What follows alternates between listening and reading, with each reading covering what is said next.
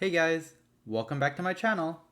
I know it's been a while. Sorry, I've been super busy the past 3 weeks, but here it is, the long-awaited Ambessa Matchup Tier List as of patch 15.2.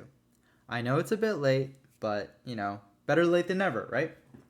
And before we get to the video, I really want to give a quick shout out to just everyone who's just been so supportive and kind and just overall amazing. I know rare to hear that about a league community, but seriously, everyone who's been subscribed and just you guys are just amazing. I've received a ton of amazing comments and messages. Some of you guys have sent me DMs of like pictures of your blue screen of op.ggs and u.ggs, and I'm just like, oh, this is why I do it. So yeah, quick shout out, and without further ado, let's begin.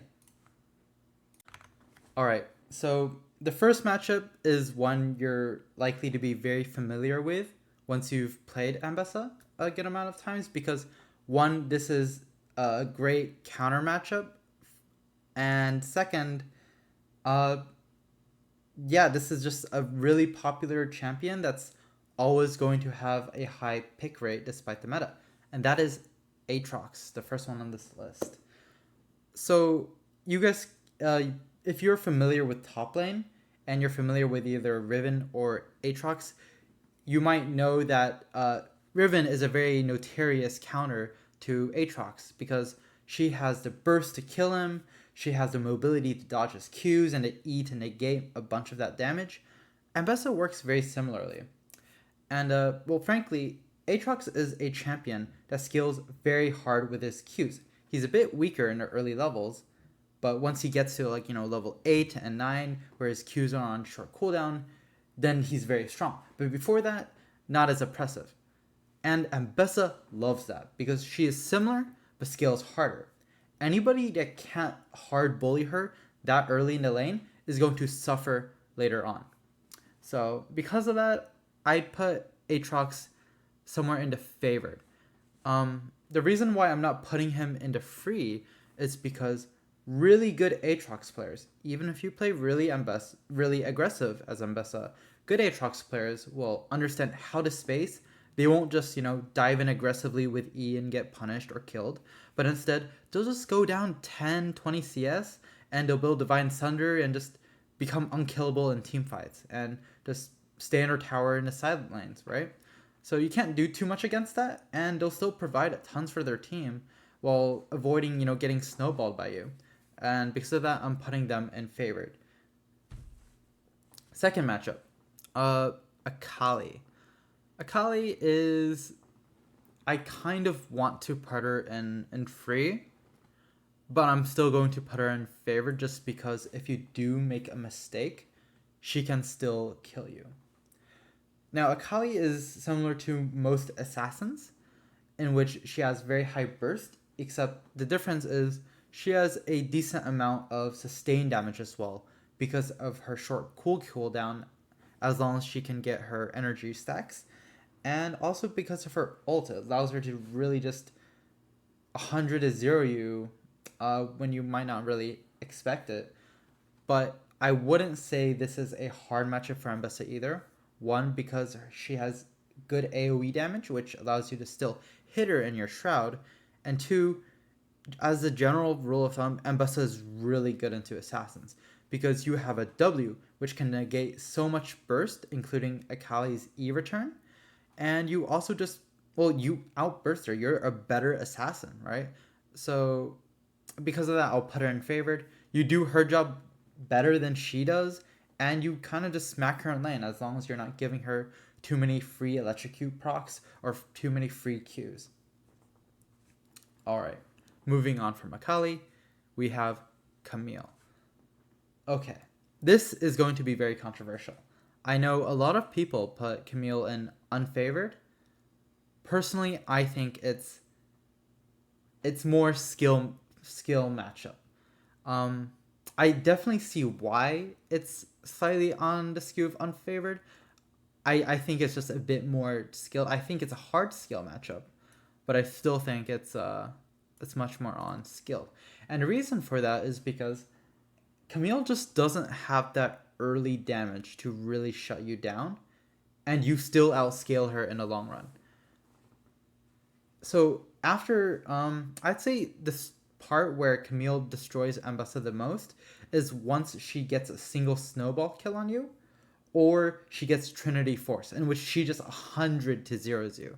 But as long as you understand her spikes, as long as you play around her W and her E and her passive, I don't really think she has all that much kill potential on you, and you inevitably outscale her, and you can just outperform her in both early skirmishes and team fights.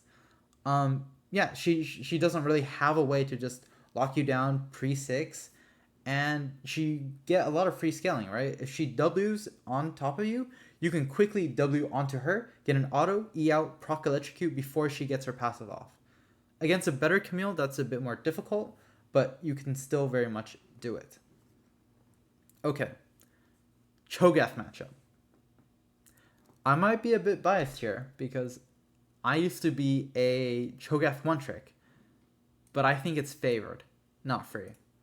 I know people must be like, what are you talking about? Cho'Gath is like an HP tank. Ambessa hard counters HP tanks.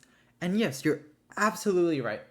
However, Cho'Gath counters, well, not counters. In lane, you will always just destroy him. But a really good Cho'Gath player understands how to play safe properly and somewhat scale, although they'll be a bit behind in CS, maybe some XP.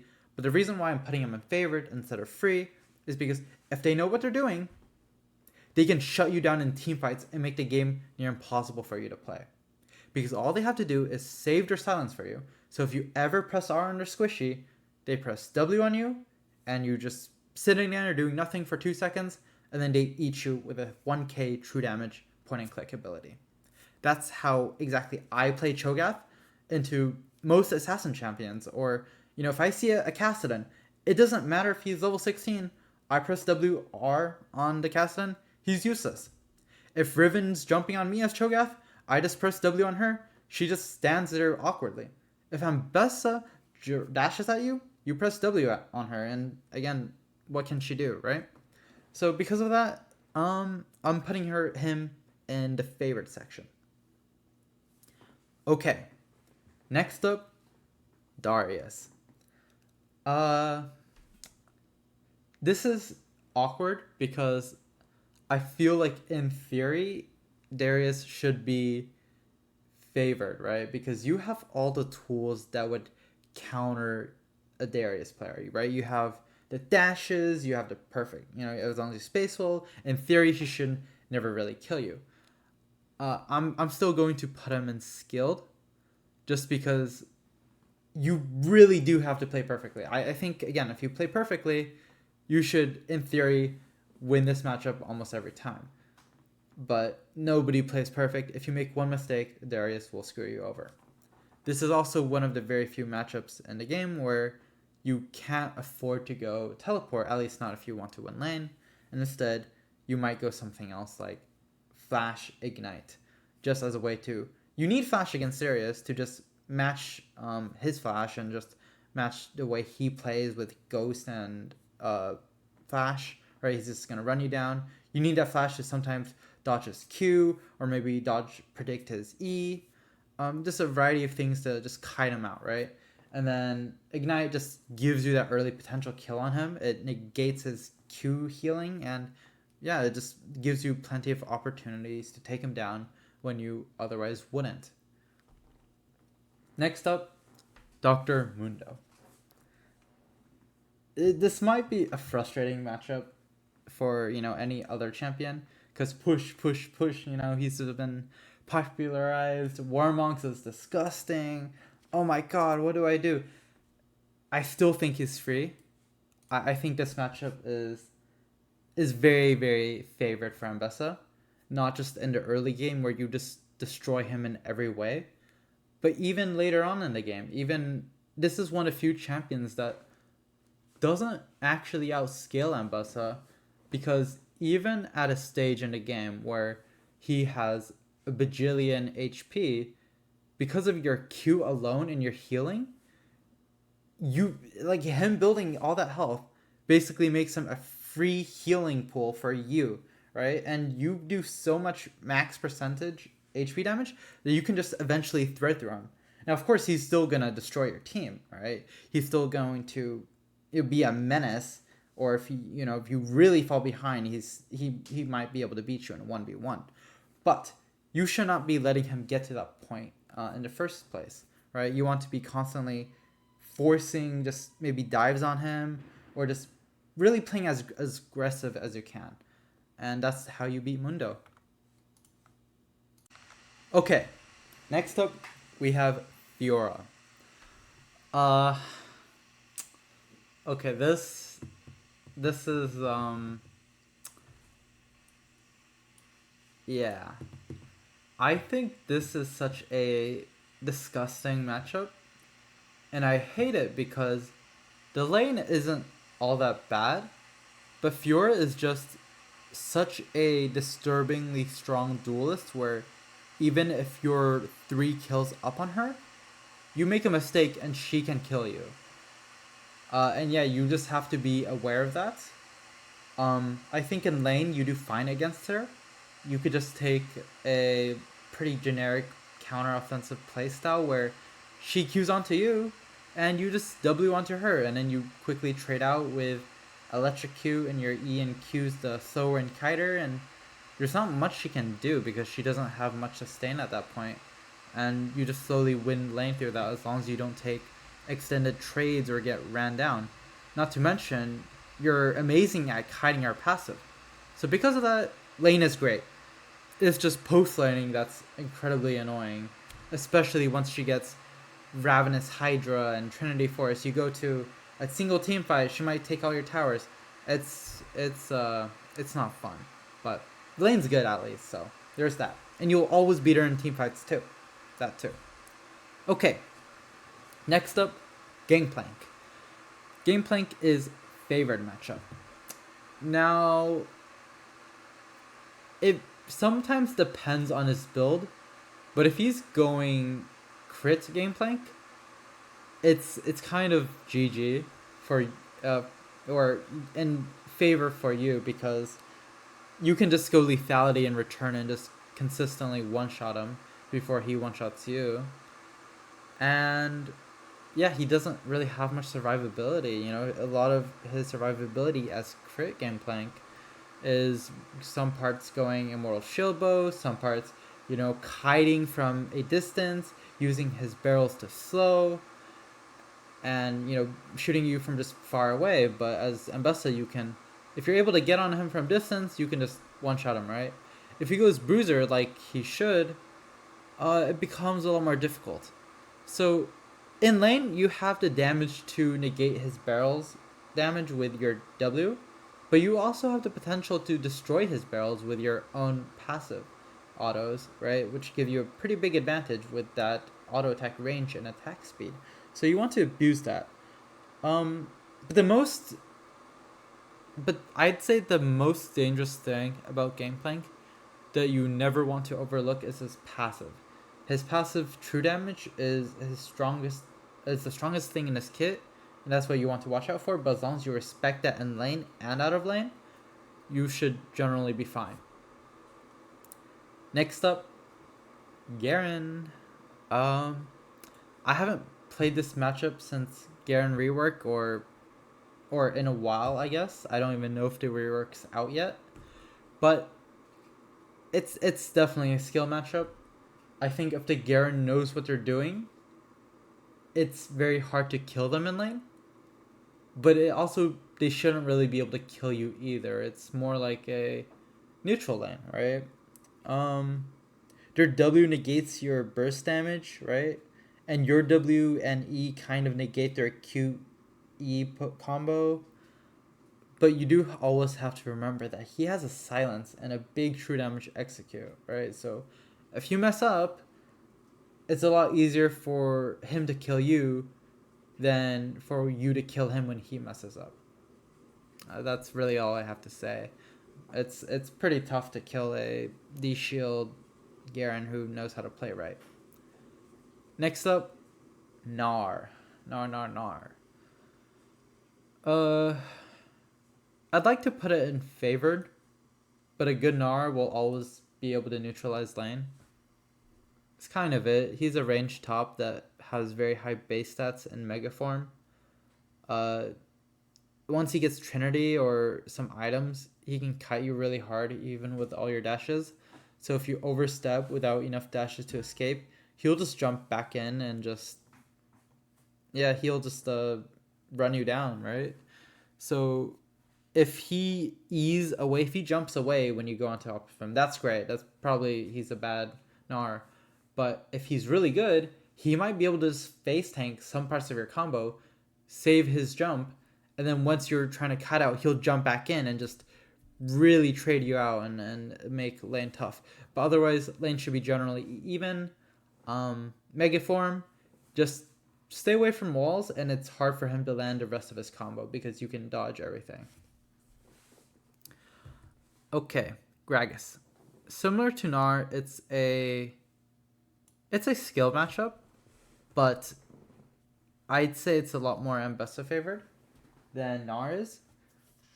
Just because it's much more intuitive it's much easier to block the majority of his poke, right? If he walks up to EU or QU or WU, it's very easy to tell when that is coming, and you can block that with your W, and you can also generally out-trade him very quickly with just a few of your abilities and electrocute. Yeah, that's kind of it. You just slowly out-trade him if you kite and you play around his E and Qs.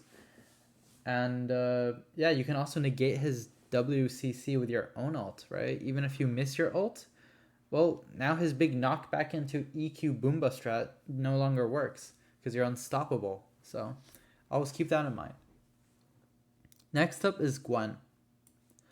I think this matchup used to be somewhat easier before the Gwen changes. Now it's a lot more skilled, and you have to be a lot more careful. Because what they did was they made Gwen a lot stronger early game by buffing her E early on. And generally the playstyle against Gwen is you have to play counter offensively.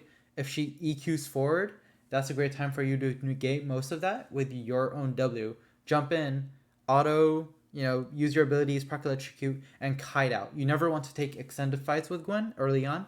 You will lose. Or you really don't want to take extended fights with Gwen at all throughout the game. Yeah, especially once she gets her ult, she can just run you down even if she's 0-2. So always be careful. Never take extended trades. Respect her. But early on, if she plays too aggressive, she jumps in on you, you can really punish her and kill her. Next up is Heimerdinger. Oh god, I hate this champion. Heimerdinger is meant to win lane. He is a hard lane bully. He's always meant to win lane. He's like the Darius, but of ranged champions. That's kind of what he's good for. That's kind of what he's meant to do. Auto win lane. You just play safe. You just take D shield. If he knows what he's doing, and he doesn't just throw out his E randomly, or he just doesn't use a crappy ult on like non-big turret, then yeah, you can probably kill him. You can just ult him when he tries to stun you, and get on top of him, one shot him before his turrets can really do much. But if he's good and he holds his right abilities for the right times, you can't really kill him. But then again, he doesn't really have a way of killing you either. He'll poke you down a lot, but as long as you're using your W to negate most damage and dodge abilities, and you're taking D shields like a Win, and you TP back at the right times, you'll be fine. Just expect to be down a bit of CS. But that's okay. As long as he doesn't snowball, you'll eventually outscale and outperform in major team fights. Next up is Illaoi. I hate this champion. I know a lot of people hate this champion a lot because she is one of these hit E to win champs. It doesn't matter if she's 5-0 or 0-5. If she hits her E, she wins. If she doesn't, she loses. This is going to remain true for everyone, including Ambessa. It really just is. If you can dodge her E, you'll just win, right? It doesn't matter if you dodge like the rest of her tentacle, passive, whatever. Just don't let her hit the E, and you'll be fine. Because it doesn't matter how many dashes you have to dodge the rest of her kit if the tentacles all automatically hit the vessel, right? So do that and you'll be fine. I'd say maybe sometimes take Ignite. Do be careful. Her ult is unstoppable too and can kind of negate your ult. Yeah, just be careful not to all in and not to let her hit E, and you should be fine.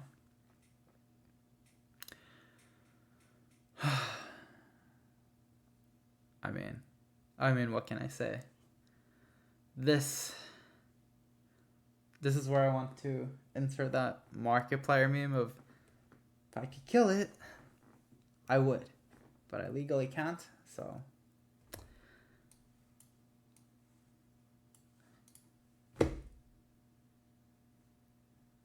How do I begin? She stat checks you. And she has the mobility to catch up to you and still stat check you.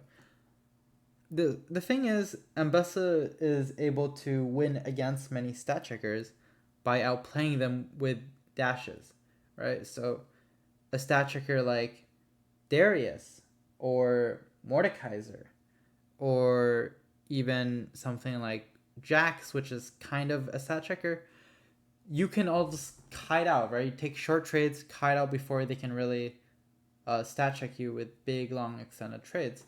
However, the difference with Irelia is she is maybe one of the only champs in the game that has more dashes than you do. And she is a champion that is capable of sticking on top of you once you do your initial burst. Because Ambessa's whole game plan is to go in, get a short trade, and then get out. But once you go in and get that short trade, it really can just say, no, I jump on minion, I jump on you, I win trade. And that's just a big problem for her. And one of Aurelia's big weaknesses is having a weaker level 1, right? If there's a player who knows how to pilot a champion, chances are they can beat an Irelia level 1. Because yes, she can get the first 3 minions with her Qs and then Q onto you to get her passive, right? But a good player won't let her stack that in the first place. As Ambessa, even though you can get a really great trade level 1 with your Q and electrocute, it's still very difficult to contest and really prevent her from just queuing onto the 3 minions and then queuing onto you and still getting her passive up and just taking control of the lane. So I think that's very difficult. And another problem isn't just that she wins lane regardless of whether or not she hits her E, is the fact that she outscales you, right? Even if you somehow get ahead in lane by like 1 or 2 kills, unless you get really ahead, then that's different. But if you get a bit ahead, she can still kill you if you take overly extended trades, especially once she gets Bork.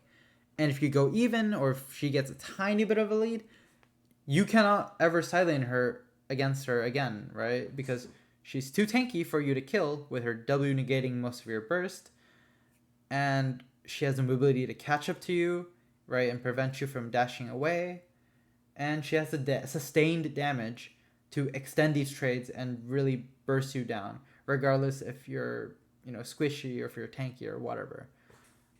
So yeah, she's a big counter because of that. Next up is Jax. I feel like a really good Jax is somewhat skilled, but the majority of Jax players, I'll probably put him favored. The reason for this is just because you have so many tools to kite in your kit, especially once he E's.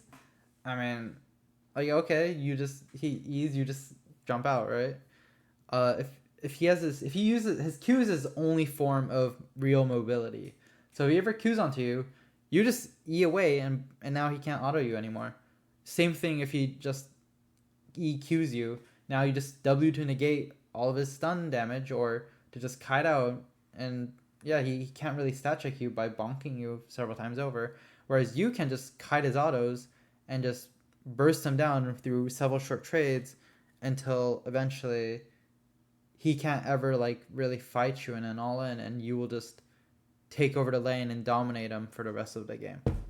Again, you always do have to be careful about the fact that he is an extended trading duelist, right? But as long as you're not being silly and just jumping on top of him and doing auto battles, you'll win. Yeah, just kite his E, kite his Qs, and remember to, especially if he goes lethal tempo, respect stuff like that. Next up, Jayce. Very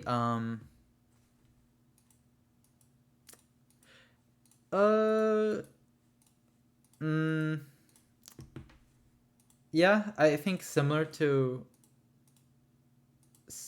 a lot of other matchups where if they're really good, it's probably skilled, right? But if they're the average Jayce player, then unless they're like challenger or whatever or pro, I'd say it's Ambessa favored. Just because you have tools in your kit to counter him. You know, Jayce is a ranged top of sorts with melee capabilities. He's good at taking short trades and also at punishing people who overextend, right? And he's also really great at preventing people from sticking on top of him. But none of that particularly counters Ambessa, because when he has his big burst, like his EQ or QWE as in melee form, you can negate most of that damage with your W, and you don't need to stick to him until like when you really want to all in him, right? Because even if he knocks you away, chances are by then you've already gotten your basic quick. If you quickly do your combo, you will just always get your electrocute off on him, and yeah, you just slowly win through lane that way. Not to mention, you have a great ult to just, when he does most of his abilities, he's stun locked in that animation for a moment, which gives you a great time to not just ult and dodge his abilities or negate his, CC or whatever. It's just, it's a great angle. And if you go lethality into a Jayce also going lethality, game's over for him. There's really not much he can do. Karma top. Well, I want to put free because I guess what I define as free is just free kills and very hard to lose. You can't really lose lane even when behind. So Karma is more like a champ where you probably can't kill them. They're not meant to be killed. It's a range top. Maybe once you get Shield Reaver, you might be able to. If you get a jungle gank, you'll definitely be able to. But her goal is just to be annoying range top.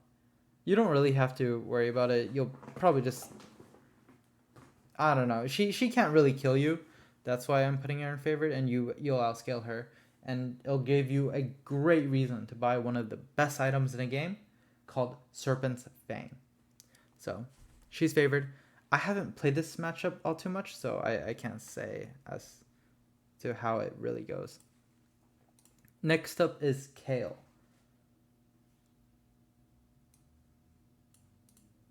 I also think it's pretty favored for Ambessa, just because early on, like, she's just so weak in early laning that you get free scaling too, right? She can't bully you pre-6, so you can hard bully her during that time.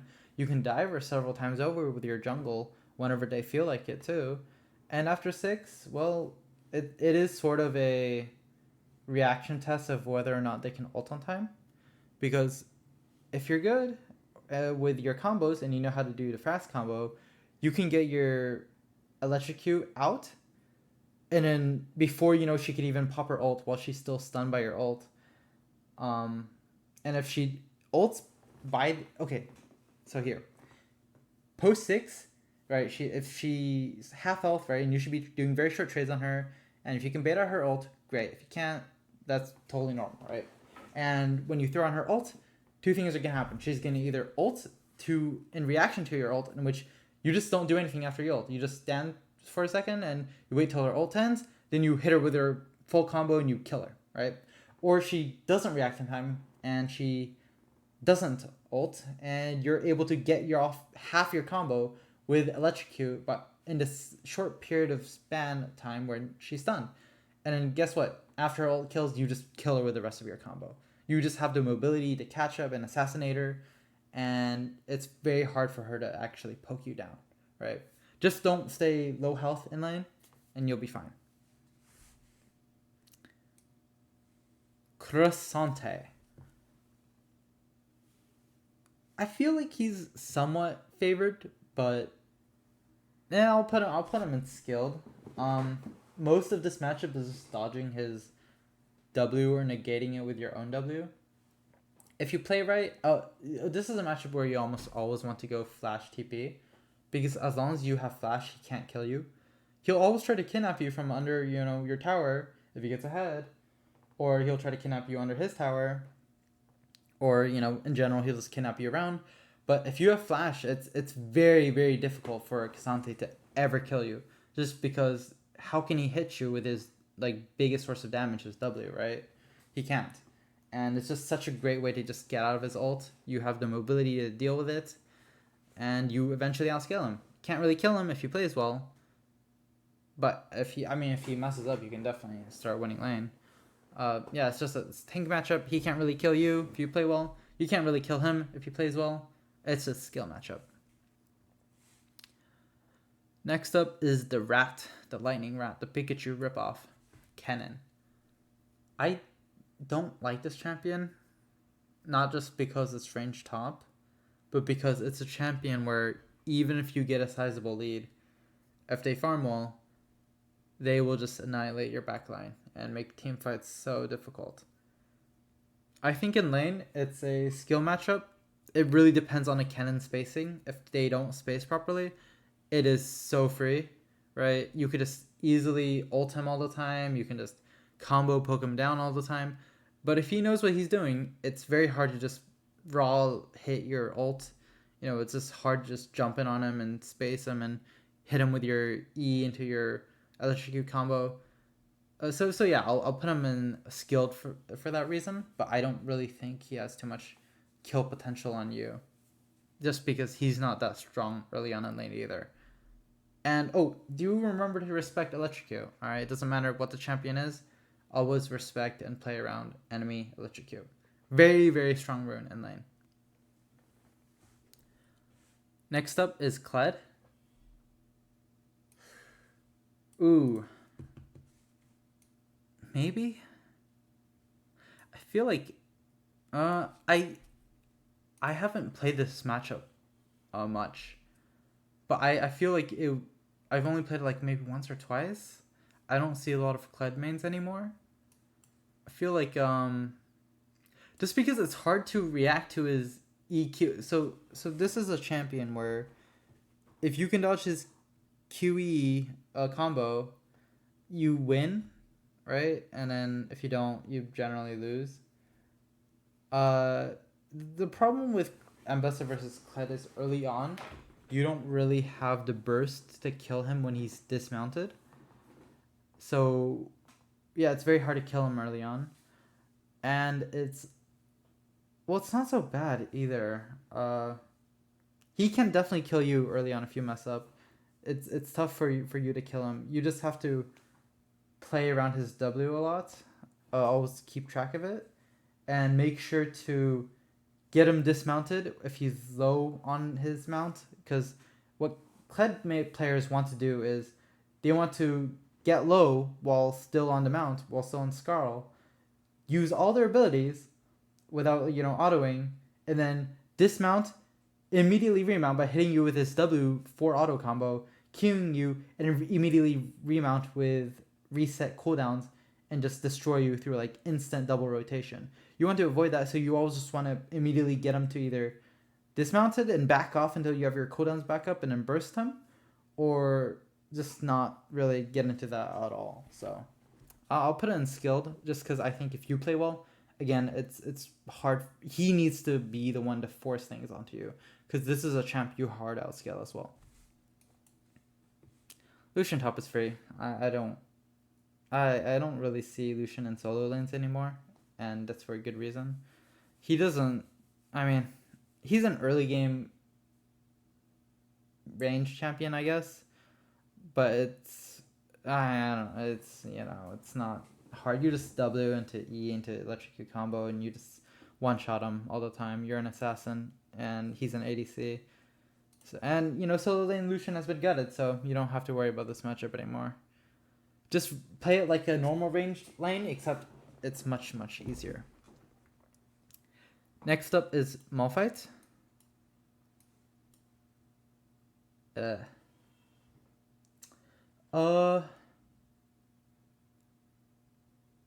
Yeah, no, I think favorite's fair. I wouldn't really put it in skilled or free. Just because, again, this is one of these matchups where Malphite can be a counter because he just stacks armor and he stat checks you, right? But that's just a scenario where you're getting knowledge checked as Ambessa. If you understand that once he gets a chainmail vest, he beats you in any extended trades, then it's not so bad, because you will always hard outscale Malphite no matter what. You just outscale him in every single way. If he goes AP, then you just one-shot him later down the line at all times, right? Whereas it's very hard for him to one-shot you unless you're very behind. And if he goes full tank, you outscale all tanks. Malphite will never be able to kill you early few levels unless you misplay horrendously, right? Which means you're able to get through the weakest part of your lane for free as Ambessa, right? And his biggest spike is when he gets back and gets his first armor components. At that point, you just have to make sure to never take extended trades. You just have to be aware that his Q can slow you and give him great kiting potential and allow him to run you kind of down with his W slams, right? Just play around that. Be careful. I think a good trick is playing. So Malphite is kind of good into Ambessa the same way he's really good into champions like Riven, right? But Ambessa does have the tools in her kit, unlike other champions, to actually deal with him down the line, where you just outscale, and guess what? He can't really hurt you all too much in lane, so you'll be fine. Maokai's free. It's like Malphite but easier. It's like this is just such a weak tank in terms of dueling. You just don't get poked down by his too many Qs. His saplings do negative damage. His W doesn't do damage.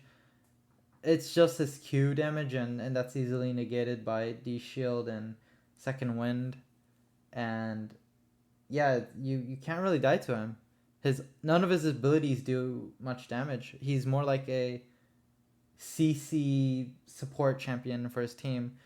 He becomes very, very difficult to kill, but he can't ever kill you. You get free scaling, and if he messes up, you can kind of kill him. So yeah, it's a good matchup for you.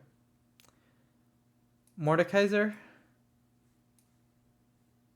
It's like I'll put him in free, actually. Yeah, I think this is a matchup where you can put him in free, just because. Well, the problem with Mordekaiser is if you get screwed over by jungle, then he can snowball over you, and it becomes very, very difficult to come back and ever like 1v1 him, right? Especially post 6, he will always have the advantage.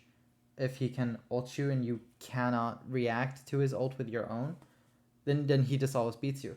But assuming you're in an isolated lane, this is a matchup which you can almost never lose, just because of your trading patterns. Mordekaiser loves extended trades. Anytime he's able to hit his E and pull you in and get his big passive bonk bonk and stack up his W and get that fat heal and shield, he will win. As a Mesa, you want these very, very short trades. So what your goal is in this lane is Mordekaiser's gonna poke you down with his Q. He's gonna raise it above his head and get ready to slam down on your head, right? And you just press W, and that's going to negate almost all of his Q damage. W forward, you auto, and you just E out. And then use your Q to dodge any of his E or return abilities. And when that happens, he doesn't have any stacks or like anything into his W to use. Like he can either use his W immediately, like after you start attacking him, in which is going to be very low value, or he can just not use that at all and get no value or like just some very lame healing, right? And then because you're able to dodge all of his E's, he can't take that extended trades and he won't get any benefit out of his passive. So your W negates his Q, your dashes and passive negates his E, your quick burst and get out negates his W and his shield and his heals, and again your ability to kite him just negates his passive. So you're a pretty big counter. And the funniest part is, in theory, this is the very difficult part. If you get trapped in his ult, even if you have a lead, he can just destroy you. He can just bonk you down, stat check you, right? But even then you still have the tools to kite you. Better yet, again, in theory, you can even hard counter his ult with your ult too. If you unstoppable your ult at the right time, in perfect reaction to his ult, which you 100% can do, it's just very difficult. You just don't go into his ult. You just say no. You just you just don't like it. Just say no. Okay, next up is Nasus.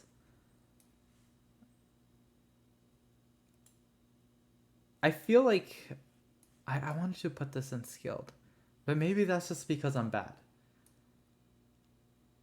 I'll put it in favored. I feel like there is such a big difference in skill between Nasus one tricks and the general Nasus player. The general Nasus player is probably free, and then a Nasus like one trick, which knows when to take spellbook and airy and all the different items and random shit, that gets very difficult. But generally, Nasus, like, you get free scaling into very late game. You actually are able to 1v1 him as well, but that's like very late. Mid game you sort of lose to him in the side lane, because even if you're able to kite out his dashes, he's going to take ghost or something and just W wither you, and he'll catch up and just bonk you to death. But you should be bullying him hard in the early game. You should always have lane power. You should always be able to fight skirmishes and force fights and invades, that you'll just get such a big lead that you've basically won the game by the time he sort of beats you in the side lane or mid game, right? So putting him in favored. Olaf, I will put in.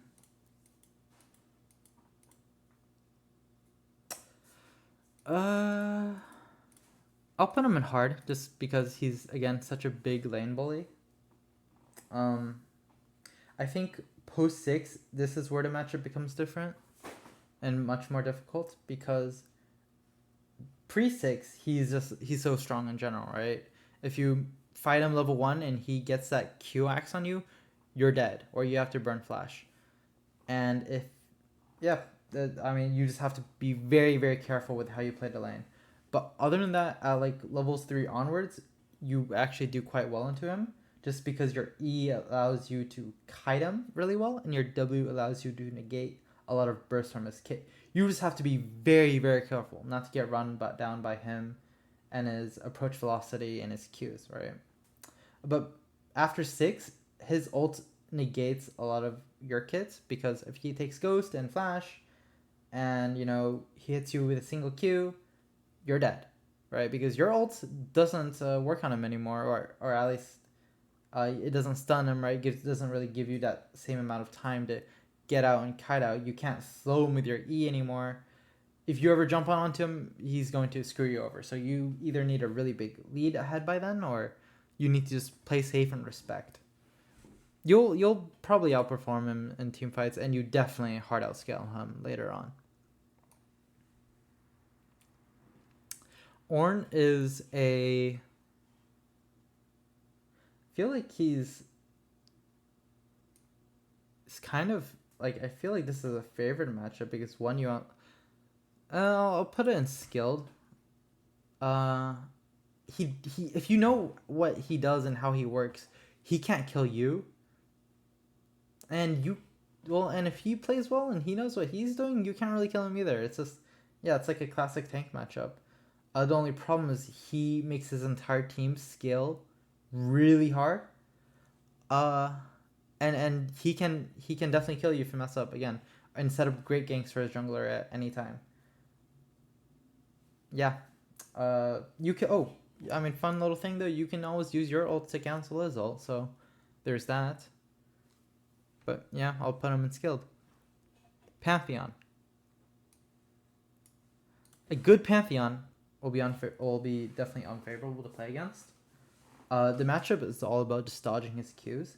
If you're able to avoid most of his Q poke and just sidestep them or just avoid them or predict them with your W, you'll be fine for the majority part. Your goal is to get off your burst before he E's, right? Or if he does, somewhat continue that trade quickly and get behind his E, get some burst out, and just run off before he can really burst you down or poke you down with his Qs. And if you ever get low health on him, you just want to recall because he has insane executed damage. Pantheon's great into champions like Riven, like just rush down characters, right? Because he can just kind of stop them in their path with his W and E while keeping space and just poking them down slowly. So as long as you remain very careful about that as a Ambessa, you'll be fine. But one of the key points is that post 6, you get a big advantage with your ult where he wants to, disengage, right? After, any sort of trade, as you normally do too. But you can always re-engage with your ult whenever it's convenient for you on your terms. And you can really just, you just get a bigger lead. You have an ult like his, except it's better for combat. Poppy. Yeah, I don't think it's like a hard matchup, which, again, this is a match where you just need to understand how Poppy's kit works and how you can like play around her W. So she does outperform you in team fights for obvious reasons. She prevents you from doing your job properly. However, in lane, the way her Q works is that all of her damage is concentrated into her Q. Bits into her passive, right? But not even that much. All of it is really just her Q. Her Q does crazy amounts of like percent health damage, and it deals double if it hits like the second part. So it'll hit you with the first part, which is half the damage, and then after a while it will explode, kind of like Silas chains, right? It'll do second bit of damage. You just walk out of that second part, and you'll be fine for, you'll generally be fine because you just avoided half her Q damage, right? And as for her W, right, her big shields, as Ambessa, when you use her abilities, you don't actually need to dash after. You can just use... Well, this is a great part where animation canceling comes in. I haven't made a video about that yet, but it's very useful, especially for this matchup.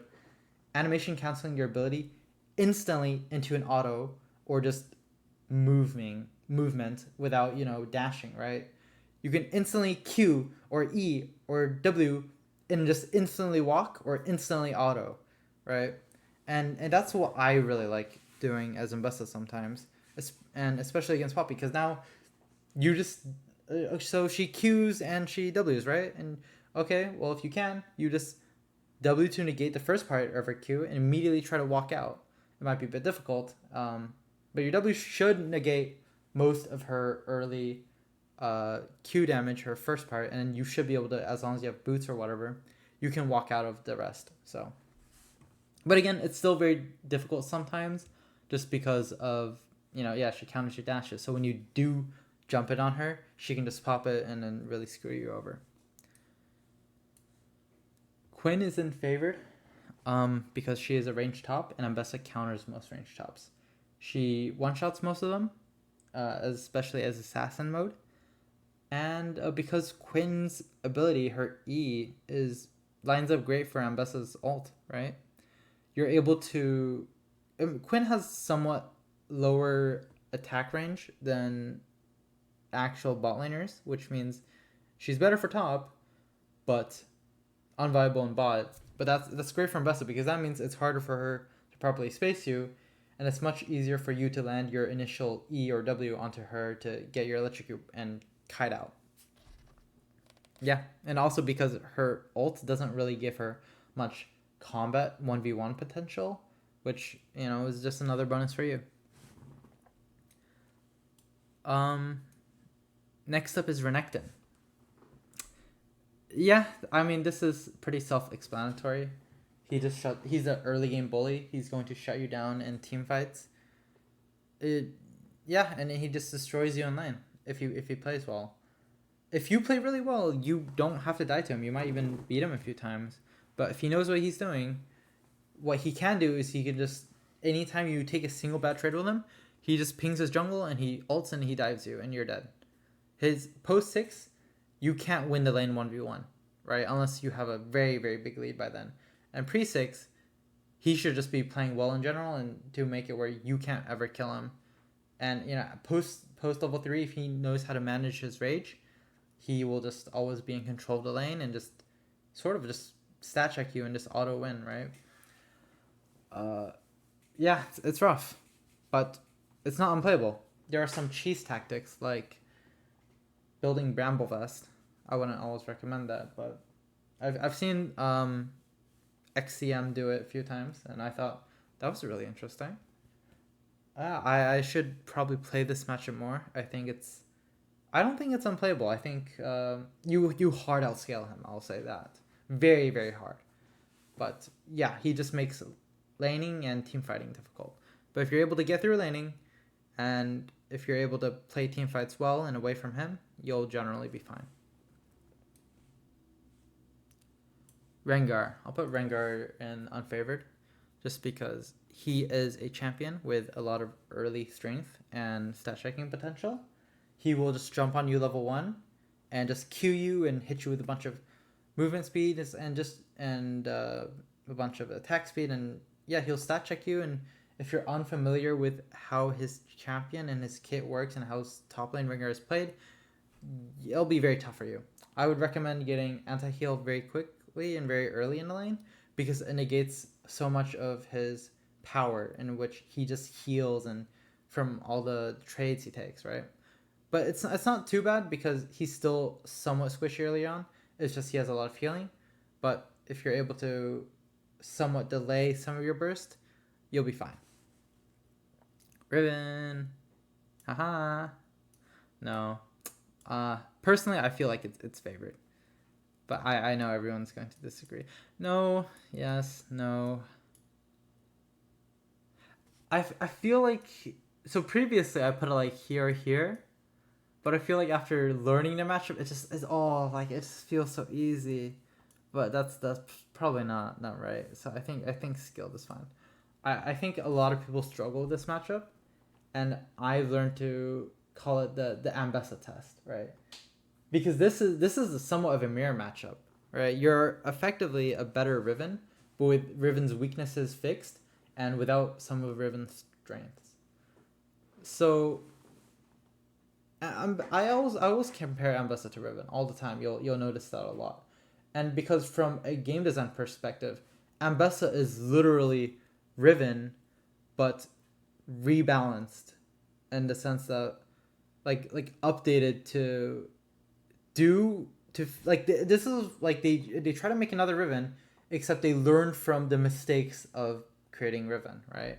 Where yes, Ambessa doesn't have the same burst and power as Riven, but instead she fixes like the two mistakes that Riven has, which is being just screwed over by tanks, and the fact that she relies a lot on flash for engages. Ambessa has both of that with her ult covered and her Q max HP damage, and also getting sustained from her ult passive as well. Okay, so the reason why I don't think this is such a horrible matchup for Ambessa, two reasons. First of all, Exhaust. Oh my god, exhaust makes this matchup so much easier because she just jumps on you with like her flash combo, whatever, or her ult. You can just negate so much of that damage with exhaust. And more importantly, if you're taking like a big trade with her, right? Her cooldowns are shorter, so she wants to extend that trade and get you down with like her second rotation and beat you and one shot you that way. But with exhaust, it allows you to last through her that second combo to where you're able to get your cooldowns up for your second combo and kill her instead. And a big thing about Riven is she will always beat you in long extended trades because she has shorter cooldowns and higher and like she doesn't have higher burst until her ult. But early on, she has shorter cooldowns. So if she ever takes a big trade with you and you take a big trade with her, but then she just keeps walking on you or just flashes on top of you, you messed up. You need to immediately back off, give her space, like enough space for her E flash WQ shenanigans, right? You need to seriously respect that. Do not go in until you have your abilities up. But once you have your abilities up, as Ambessa, your abilities are basically Riven's, but stronger, but on a much longer cooldown, right? It's called power budget, right? Your W is bigger. You have a bigger shield. You have bigger bursts with your Qs, right? You have like a big fat E damage. Well, yeah, early on, even then, it matches like her W. You have more damage and more shielding. It's just much longer cooldowns, and I think that's fair. But once you play around these cooldowns, you can understand she can't really kill you, and if she tries to play overly aggressive on you, you can kill her over and over again. But then again, it's not really a matchup where you can actively play to get kills on her. She needs to be the one going in and messing up.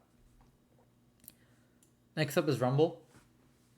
I know Rumble is the bane of many top laners, and there used to be an age where he was just dominating the meta in pro and solo queue, and everyone hated him. I think against Ambessa, it's like it's a champ that Ambessa does quite well into, surprisingly. You can negate, especially once they nerfed his Q level 1, he just doesn't get prio all that much anymore. He just goes E first start, and as Ambessa, if you get prio level 1, lane becomes disturbingly easy. So, yeah, you can just negate a lot of his burst, and you can kite out his overload passive, which helps a ton. And also, you just giga out scale him outside of lane. Rise. It's a range top that if he goes like Surfs and Base and Roa, build Serpent's Fang and kill him. He will poke you down a lot if he's good, but he shouldn't be able to kill you in lane, and you should be able to outscale him, and you are a much newer champion than he is, so you will just do better than him. That's all I have to say. Set. Another easy matchup. He's very strong early on. But you just kite him, right? You just bait out his W, you can space it. You can space his E very well, and you can negate a good amount of his W damage by just doubling to the side and only getting hit by the physical and blocking all the damage. You don't want to give him like big trades, or you don't want to take auto fests with him, but as long as you're not messing up and getting hit by that, then you're fine, right? And beware his stride breaker, buff or his spike, because that's when he can actually reach you from quite a distance away without his E. And always beware his EW combo. That's a big deal as well. Shen. Laning wise and 1v1 wise, I think this is so free. Whenever I see a Shen with Ignite, I think that is very troll. Because how the hell do they play macro then? If they ever teleport to bot lane, or ult to bot lane, or ult to any other lane, how are they going to prevent you from taking plates, or again playing mid lane and whatever, like mid game macro or late game macro? It's very troll, and for some reason a lot of Shens are taking Ignite. I don't think it's good, because all you have to do is just respect your early game. Just understand that the champion is very basic. He has an E, and that is the only way he can get on top of you. Just respect his E space, or if you're low, respect his E flash. And how the hell do you die to this champion, right? It's so... I guess it's just understand spacing around him and know that you can dodge or mitigate most of his E damage with your W, and immediately you want to kite him and prevent him from getting a lot of his Q autos onto you, because he will hard stat check you if you let him get his 3 Qs on you, right? That's horrible. You should never be letting him get that on you. Instead, you want to be taking one-sided trades, negate his damage with E, and immediately kite out and prevent him from hitting his autos, right? Because you have so much more range than he does. And again, if he ever teleports spot, right, you just take Demolish again this matchup, and you take his plates, and you get so much gold, and you just win a game. And also, again, another great excuse to buy one of the best items in the game, Serpent's Fang. And now you just make half his ult useless, and you make half his passive half his passive shielding useless as well. Next up is Singed. Yeah, Singed can't kill you. So a big reason for that is, yes, he has his grounded, but it's so slow and delayed where you can kind of predict it or see where it's going and just move out of its way way beforehand, and it doesn't cancel your dash either. It doesn't interrupt it if you're already going, and yeah, he's just not strong early enough to really kill you, so you get a scale, and whereas you can definitely kill him. And if he ever proxies, well, you have your ult to set up both your jungle or just to kill him and prevent him from executing. So it's a surprisingly free matchup. Sion. Same thing. I can see how really good Sion is more favored rather than free, because they know how to play aggressive, right? If they space well, if they build the right items, if they understand everything, it's actually a lot more difficult. But generally, most Sion players, I feel like it's just free gold, and you outscale them very hard, especially as tank. If they go lethality, then that's just a matter of you need to pay attention to Fog of War and get Blue Trinket and really respect their potential one-shots. But most of the time they'll be going tank, and you just outscale and you just hard to win. Swain is another free matchup. I mean, you just dodge all of his W and his E, and you kite his ult, and you mitigate his Q damage with your W, and just burst him early on, and post 6 you can one-shot him. Especially if he's low. Just be careful not to take big overly extended trades, especially if he's post 6. Before then, you just destroy him. And again, even later on in the game, you will consistently hard outscale him. He's just another free form of healing for you in that sense. Silas, actually,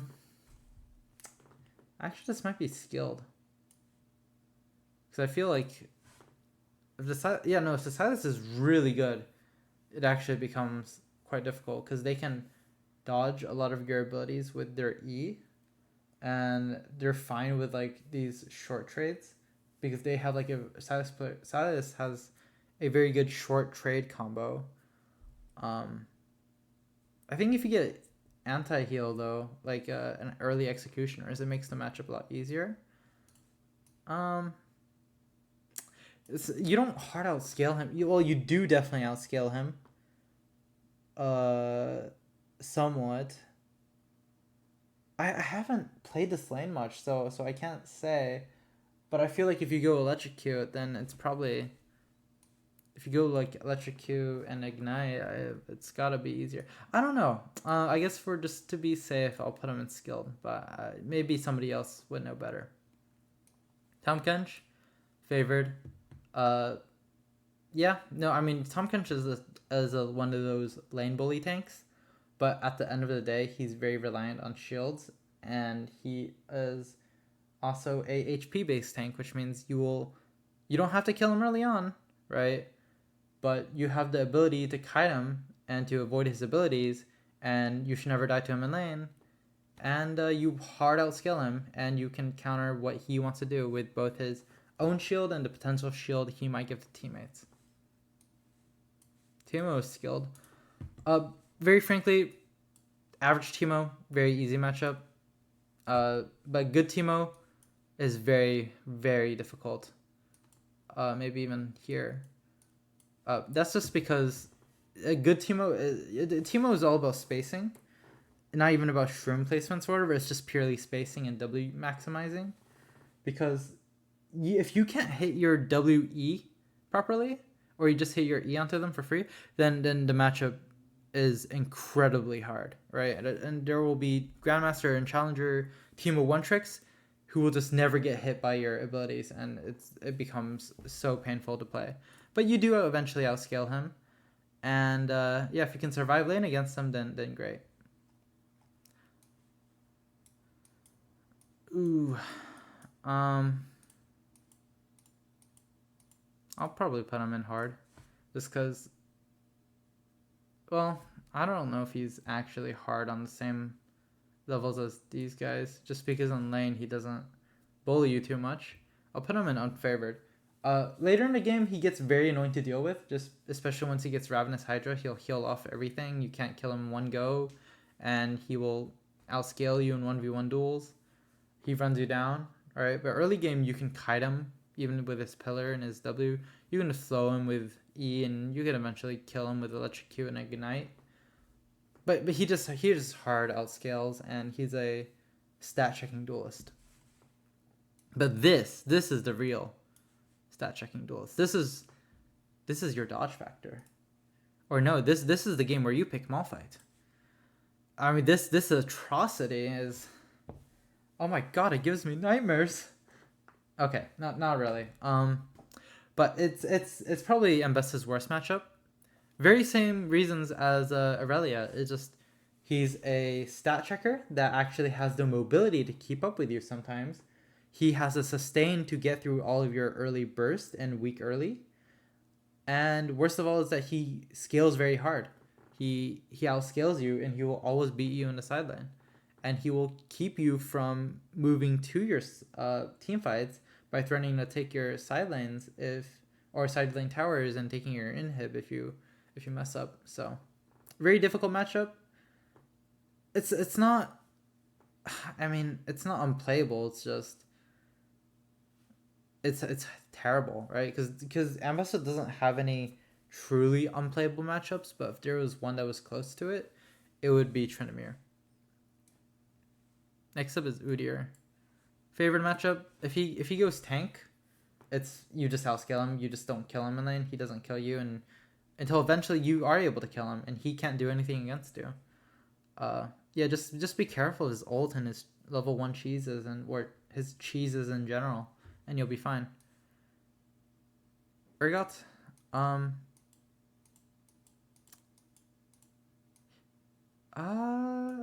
I'd say he's more on the free side.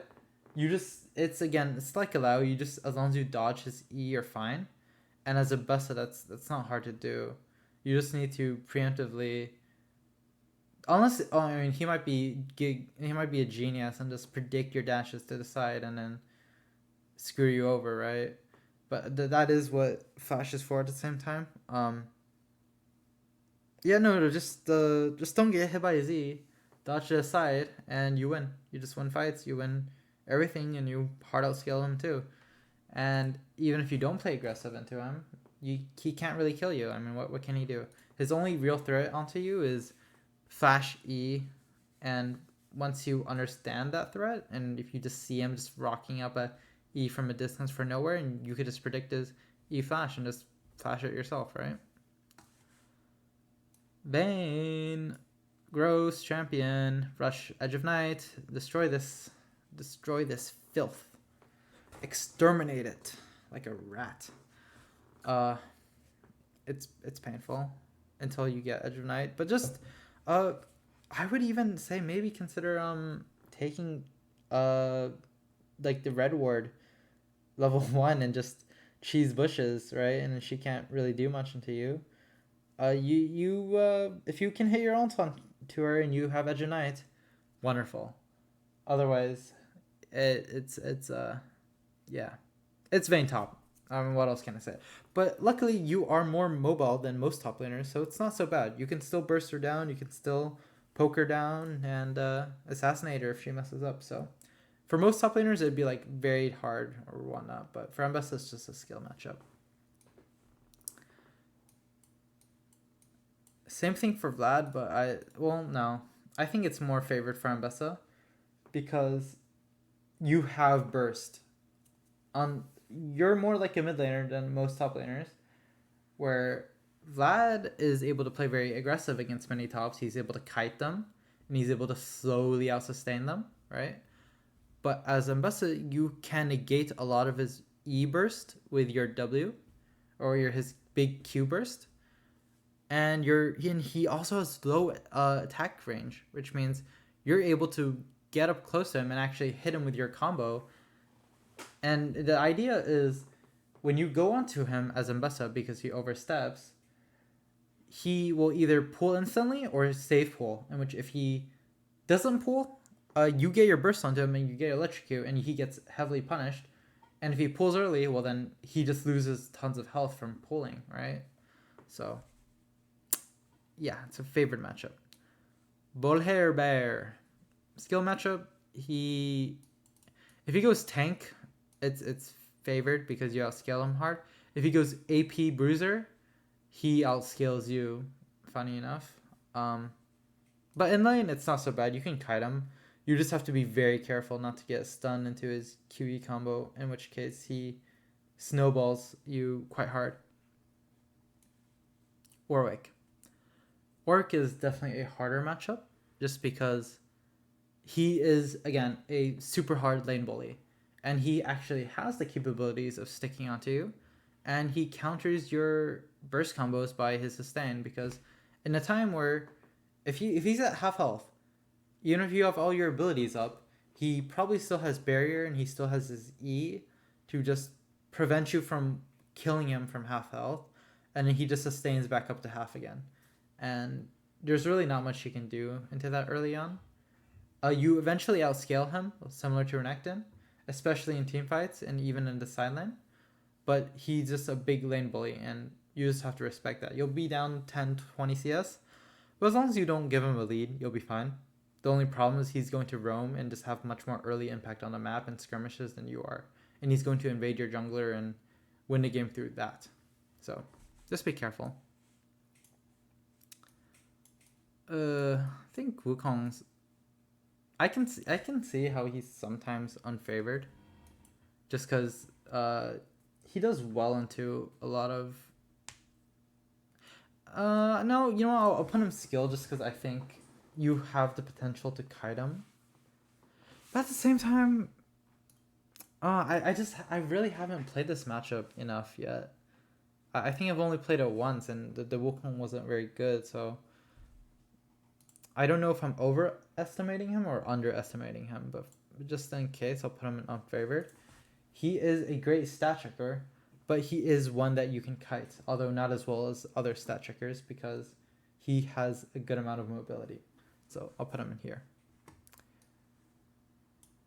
Yasuo. Yeah, no, this is you'd be surprised. This matchup isn't very easy if the Yasuo is good. If they're picking Yasuo top, you can expect them to be an OTP and being really good. It's like Irelia, except weaker early game. But they still have the consistent damage to kill you, especially if they have lethal tempo. And they can just run you down. They'll just flash on you and run you down with lethal tempo if you overstep. And yeah, they have the mobility to stick with you, and they have the damage to consistently kill you. So if they're a top laner, Yasuo, top OTP, be afraid. Yone is a skill matchup in general. Oh, by the way, you do outscale Yasuo. But, well, kind of ish. You guys, it really depends on the builds you go. But you can outscale him, and yeah. Yone is different because he does not have the same level of true mobility as his brother. His mobility is limited. He can go much further, but only for a short period of time. So if you're able to kite him and, dodge his Qs and rotate to the side, you'll generally be fine. His general trading patterns are much more obvious. And it's also a lot easier to just dodge his ult, right? Or counter it with your own by ulting behind you, which is great. Yeah, but even if you're ahead, he can just run you down in a duel with lethal tempo and Bork. So just always be careful. But other than that, he's quite squishy. You can always kill him 1 or 2 rotations. The Serpent's Fang is great into the Wind Bros, by the way. Yikes. I think this matchup used to be so free. Back when in early Ambessa release, she could travel over player-made terrain. So that meant she could travel over Azir wall, Anivia wall, Jarvan wall, Yorick wall.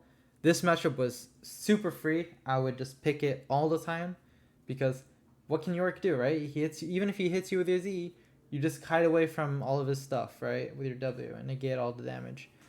Nowadays, you have to take you can't take Ignite TP in this matchup anymore. You have to take Ignite Flash because you need Flash to dodge his E or to get out of his cage. So it's more skilled. He got buffs recently, so it's maybe unfavored just because he does stat check you. But yeah, no, it's just another game of hit or miss the E. If he hits the E, he wins. If he misses the E, you win. Simple. Okay, last one. I don't know why Ziggs is here, but I'm going to put him, or I'm going to have say Ziggs represents all typical mid lane mages. Free. Mid lane mages get hard countered by Ambessa because she is an amazing assassin, right? And you can always run them down on the top lane. And it's really as simple as that. Plus, nobody can match you in the mid game because now you can just take Edge of Night and permadive all the mages and one shot them and then take tier 2 tower and just win the game, right? So okay, well, I think that covers most champs. I might be missing 1 or 2. Sorry if I did. Let me know in the comments below if there's anybody particular you want to go over. But yeah, thanks for sticking with me throughout this video. It's been a while. I've been super busy with just life and work and everything. I couldn't update. Really sorry about that. But I hope you enjoyed this. I hope it helps you a bit. This is also meant to be a shorter version of an updated or of a tier list.